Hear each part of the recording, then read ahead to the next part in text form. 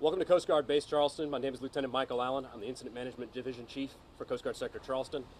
This is in regards to the incident with the MSC Michigan. I'm going to introduce Deputy Sector Commander Preston.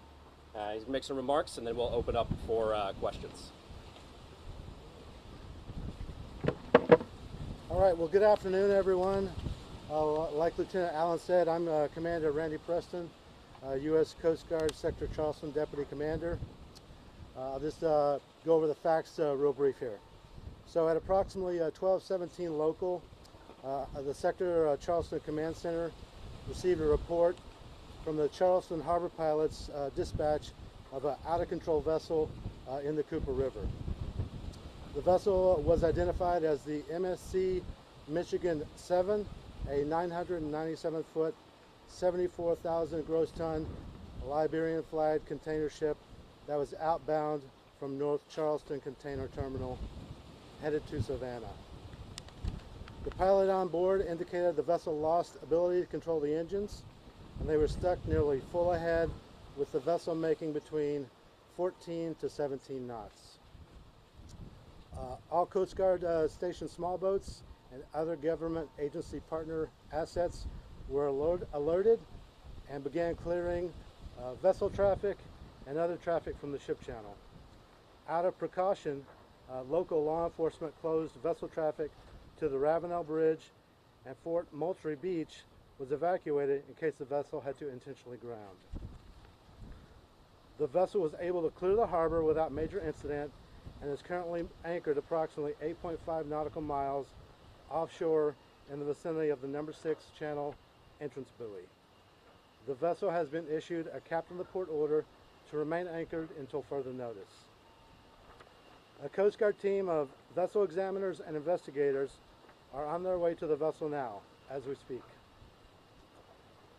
There have been initial reports of minor damages along the vessel's route due to wake as the vessel passed, and 2 recreational boaters were also pushed onto the rocks by the wake, resulting in injuries. The boaters were recovered by local EMS and transported to the hospital. This was a team effort. I'd like to thank our state and local partners for responding and assisting with clearing vessel traffic and closing the Ravenel Bridge due to vehicle traffic. This was truly a team effort. I would also like to recognize the Charleston Harbor Pilots specifically for their coordination and the efforts to pilot the vessel through the harbor without major incident. So thank you. Now we'll open it up to questions. Chief. To Chief. Chief White. Very good. All right. Good afternoon, everyone. Thank you. And just from a public safety standpoint, we received a call for service at 12:30 regarding, like you said, a large vessel in the Charleston Harbor experiencing difficulties with its propulsion system. By 12:41, the Charleston Police Department and the Mount Pleasant Police Department had closed the Ravenel Bridge to traffic and pedestrians, ensuring that the bridge was clear before the vessel actually passed underneath. The communication between the agencies were efficient. The coordination between Mount Pleasant Police Department, the Harbor Pilots, the Coast Guard, our Charleston County Consolidated Dispatch Center was effective. We were able to deploy our resources and execute our plan. So I'm immensely grateful for our local partnerships and our collective ability to manage extremely intense situations. We train for the unexpected, and this is definitely one of those situations that was unexpected. So thank you. Any questions? Questions? Obviously, Baltimore happened just a few months or weeks ago.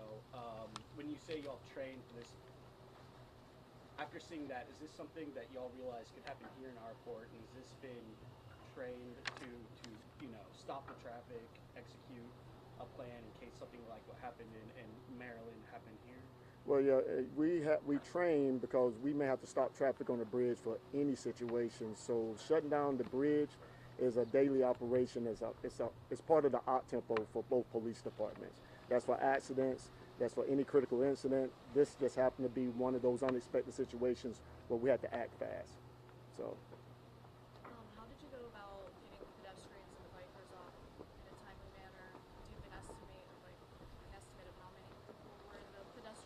No, ma'am, I don't have that right at this time, but we, like I say, we go on both sides of the bridge, especially for that pedestrian lane. If we have to physically escort them off, give them rides across, that's what happened in this situation. How does the communication get from you that there's a vessel that's lost power or whatever? That's consolidated dispatch, that's the harbor pilots. The communication was actually pristine in this situation, from top to bottom. So, I don't know if this is something you can answer, but would this be considered a near miss? How close did it come to being kind of a disaster? I mean, was there? Well, I wouldn't want to speculate on it becoming a disaster, but obviously, anytime a vessel can't control its propulsion, it's concerning. But thanks to our partners, our maritime partners, our local LE partners, it turned out well, and that's due to our intense partnerships and coordination. We've kind of had some conflicting reports. Just to reiterate, did the ship lose propulsion, or was it stuck in full throttle? Would y'all mind stepping up to the microphone? Yep, no worries. Yeah, the vessel was stuck ahead propulsion. So for layman's terms, what does that mean for us? In layman's terms, that means the throttles were full forward or near full forward and couldn't be moved out of that position. Is this something that happens often throughout different ports along the coast? Is this a rare occurrence? I don't have those specific numbers, and I couldn't speculate on if it was something that happened often. But just for speaking for the Port of Charleston, it hasn't happened in my time here. Talk a little bit about, just go us through the scenario as you pick it up. You get the call, you've got to respond. What's already happened? What's been going on? Who's chasing down the vessel? Just sort of talk us through what the situation is and the time frame.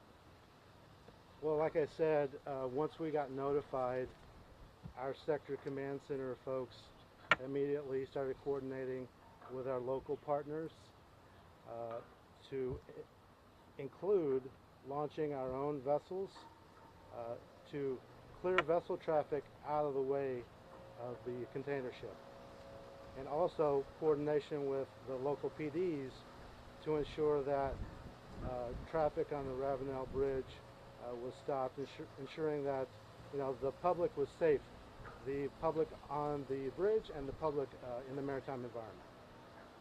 And as far as sort of getting this vessel under control, how did that all shape out?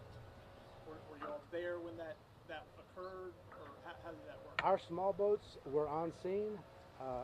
They regained control of the engines, is my understanding, in order to gain control of the ship, slow it down, and then anchor it. But like I said, the incident is under investigation, and I wouldn't want to speculate. Why would y'all? Why would they stay docked? I think you said 8 nautical miles offshore, or at that buoy. What's the system now looking forward for that cargo ship? Does it go under a full inspection by the Coast Guard? Is there a maritime service that checks them off and says they're good to go to the next port? How does that look? Well, yeah, like I said in my statement, we have Coast Guard, Marine inspectors, and investigators headed out to the ship to do an inspection and investigation on the vessel to make sure that it's in a condition to where it can transit to its next port or wherever it needs to go. You mentioned they were able to kind of gain control of the engines. What exactly is that process? How were they able to gain control of the engine? Did they board the ship? How does that work? Well, no. The Coast Guard did not gain control of the vessel. The personnel on the vessel gained control of the engines again, slowed it down, and when it was able to stop the vessel. So I don't know how that looks like or what that looked like. That's why we're going to do an investigation and find out the facts. Thank you. Apologies if I said this. What was the total amount of time that the bridge was shut down for?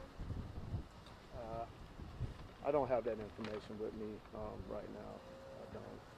And can you clarify what, if any, damage the bridge may have sustained? None that I know of. Absolutely zero damage to the bridge. Do we know, sorry, last question, for me at least. Do we know the condition of those boaters that got transported from the EMS? Good afternoon, Mike Chalaza, the Charleston Fire Department. So just an update on the patients. We don't have any specific information, but both patients were picked up and then transferred to Charleston County EMS without any life-threatening conditions. At the time of the incident, our Marine unit was returning and they were notified of the situation. They immediately redeployed and they were underway and made patient contact in approximately 20 minutes.